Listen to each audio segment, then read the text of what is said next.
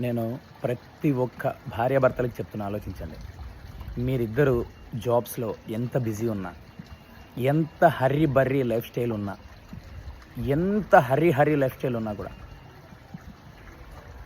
మీ ఫ్యామిలీతో, భార్య, భర్త, పిల్లలు ఫ్యామిలీతో మ్యాక్సిమం టైం స్పెండ్ చేయండి.